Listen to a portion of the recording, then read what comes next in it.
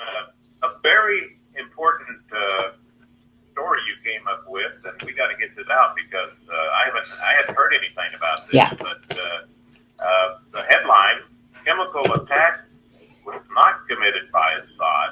And this is according to an MIT professor.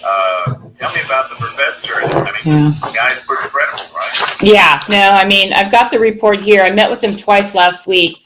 And I know that we talked about on your show, and I've written a lot of stories on this topic with Syria, and we call them false flags, that we still don't know what group or organization actually, gassed the people in Syria, but we know now it wasn't the president, Assad. We found out through an MIT who's a scientist. He has nothing to do with politics whatsoever, and he's kind of fallen into this. And they have taken satellite imagery, things like wind direction, looking at the site, all the photos, all the interviews, everything, and they came out with a report stating that Assad did not commit this act.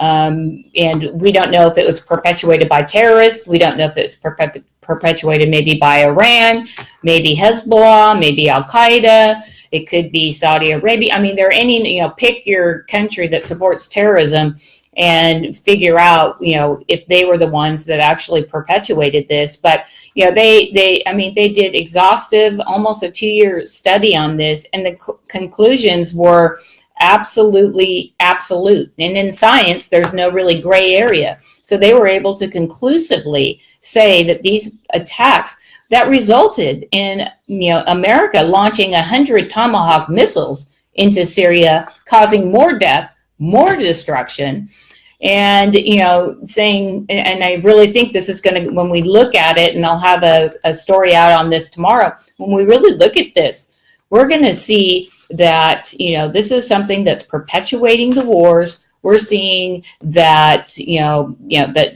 America may actually, our intel community has to know this. They have to have seen all of this stuff. I have the Security Council reports.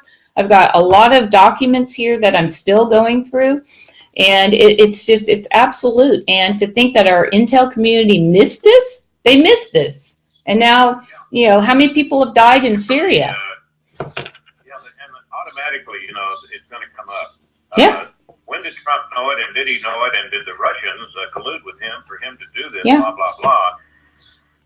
But again, where did this go? Where was our intel community? Where were they on this? All right. One of the Tomahawk missiles, and Trump was, saying, boy, our people did so good.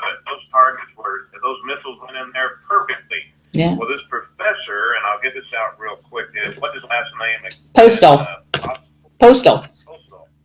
Yeah, because he said, if I were advising somebody as I did when I was in the Pentagon, I advised the chief of naval operations, and part of my job was to take technically detailed analysis and translate it into information, and listen to this, that could really be understood by an intelligence non-expert.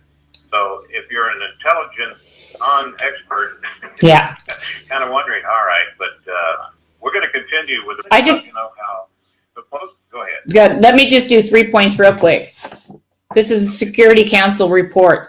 The weather pictures that our people on our side took. Here are pictures of those bomb attacks, and this is where the clouds are going, and you can see which direction. It's 180 degrees the opposite direction as to where those clouds were going. And there were some goats and birds that were on the scene as well in the area that did test positive for CRN. And here's another, it's kind of a little bit graphic if people can't see this, but here it is. And you can see the drag marks where these things were dragged into this site location. So I just want to kind of, say also the last thing is that the crater where they said that the CRN was dropped, the actual crater, the U.S. does missile testing all the time here in the United States, and the crater that was left there in Syria at the one site where they say there was CRN, the alleged CRN attack, there is no way that crater was created by something that was dropped down from a bomb or barrel bomb or whatever it is they're claiming, because the U.S. actually does testing, and we take pictures of all of that stuff. So there, I gave my quick pitch there on that.